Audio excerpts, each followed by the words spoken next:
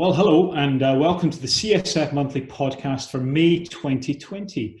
With the continuation of the current COVID pandemic, this is a podcast that aims to keep you vigilant with the latest in the field of rheumatology and what are really very challenging and difficult times for us all. I wish you the very best in your clinical practice at this moment. And today I'm going to review two papers exploring the safety of tofacitinib in psoriatic arthritis and the evaluation of hepatitis B virus in clinical trials of baricitinib in rheumatoid arthritis. Now remember, if you need access to detailed summary slides of the papers discussed, just go to cytokinesignaling.com. You'll find everything you need there. It's a great resource. I enjoy using it, and I hope you will too. So the first paper is from Gert Burmester. It's an integrated analysis of the safety of tofacitinib in psoriatic arthritis across phase 3 and long-term extension studies with comparison to real-world observational data. Now, key background here, well, the treatment recommendations for people with psoriatic arthritis vary with different prognostic risk factors, disease manifestations, patterns of expression of disease, and response to prior therapies.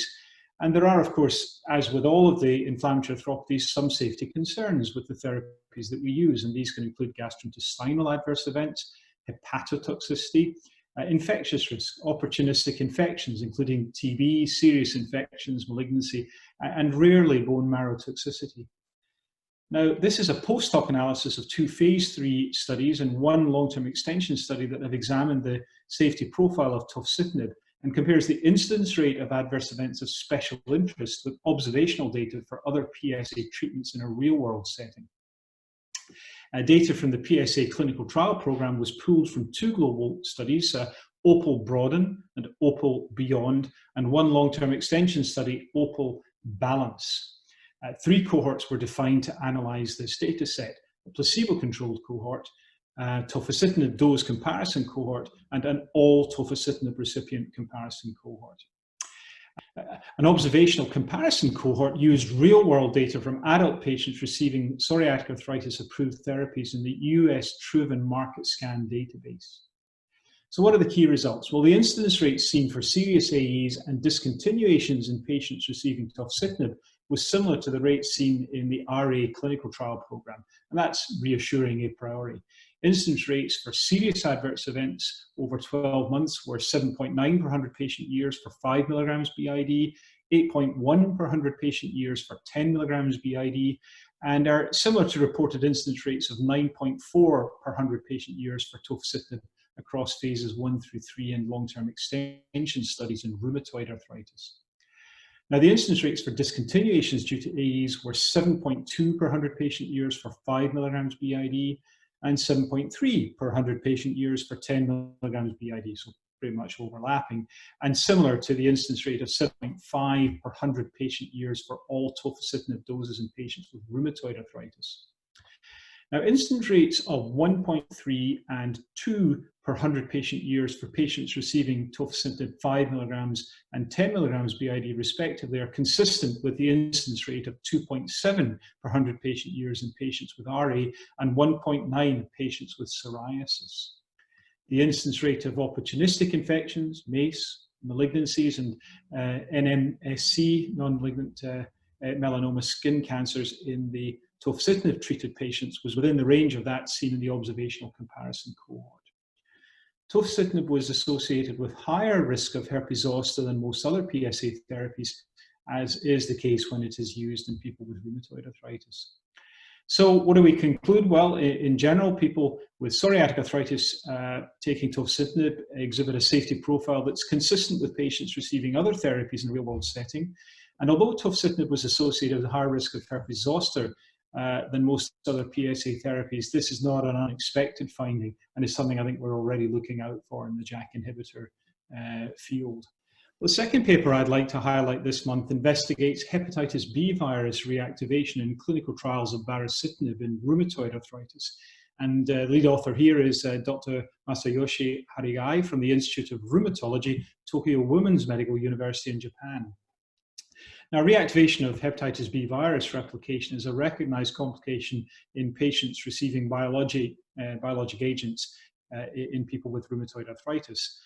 Reactivation of Hpv replication is defined as a marked increase in Hpv replication in a person with previously stable or undetectable levels of virus. But there are limited data on the prevalence of occult infection, and the incidence of reactivation in RA patients treated with JAK inhibitors is pretty sparse. Reactivation of HPV replication can be transient and clinically silent in RA patients, but it can also be severe and may result in acute hepatic failure. So it's something that we should be thinking about. The aim of this study was to assess HPV reactivation in clinical trials of baricitinib. Data were pooled from phase 3 trials, RA Begin, BEAM, BUILD, and Beacon, and one long-term extension, RA Beyond, in patients naive to DMARDs or who had had inadequate responses to DMARDs, including methotrexate, conventional synthetic DMARDs, or TNF inhibitors. And all patients had received at least one dose of baricitinib. All patients were tested for hepatitis B core antibody, surface antibody, and surface antigen, and were excluded if they had Hep B virus surface antigen positive, Hep B core antibody positive, Hep B surface antibody negative. In Japan, they could enroll if they were HPV DNA negative, or hepatitis B surface antibody positive and HPV DNA positive. Now, concomitant stable doses of conventional synthetic DMARDs, NSAIDs, or glucocorticoids were permitted, and HPV DNA testing with or without concomitant hepatic monitoring was undertaken for people who were hepatitis B core antibody negative at baseline. Now, a total of 269 of the 2,890 patients had baseline serology suggestive of prior hepatitis B infection. 290 patients underwent HPV DNA testing post-baseline, 215 hepatitis B core antibody positive and 75 hepatitis B core antibody negative at baseline were found. 36, that's 12%, had detectable HPV DNA at some point following treatment. Total of 32 patients, that's 14.9%, were Hep B core antibody positive at baseline, and 8 of 215 patients, that's 3.7%, had a single quantifiable result greater than or equal to 29 international units per mil. Of these 8 patients, 4 met the definition of reactivation of HPV, that's a HPV DNA level greater than or equal to 100 international units per mil. Baricitinib was discontinued in 4 patients and temporarily interrupted in 2 patients. 3 of the 4 patients that discontinued received antivirals. Now, no patient developed clinical evidence of hepatitis, and in 5 of 8 patients, antiviral therapy was not used. What do we conclude here? Well, for patients who tested HPV DNA positive at some point following treatment, HPV DNA became undetectable again within several months, and the clinical outcomes were deemed satisfactory. The data suggests that patients with prior HPV exposure should be monitored in accordance with clinical guidelines for HPV DNA during treatment with DMARDs, and might be treated safely with the use of antiviral therapy as needed. Now, additional data are going to be needed to fully characterize the potential risk for reactivation in the context of JAK inhibitors in the wider RA population. Clinical trials are a very select group, and it's always important that we go back into the real world to establish what the impact of any given intervention will be. Now, just finally, to tell you that another publication that we've covered this month, authored by Stanley Cohen and his colleagues, evaluates fenebrutinib, that's a BTK inhibitor, compared to placebo and adalimumab in rheumatoid arthritis. Now, if you're interested in that, please go to the details that are available in more detailed slide format in the publications section at cytokinesignaling.com. As always, thanks ever so much for your attention. I know how challenging the times are at the moment, and I hope that this webcast and, of course, the wider information resource available to you on cytokinesignaling.com is still useful to you. And don't forget to subscribe to the podcast and let us know what you think by leaving a review. Thanks ever so much for your attention. Wishing you the very best in these times.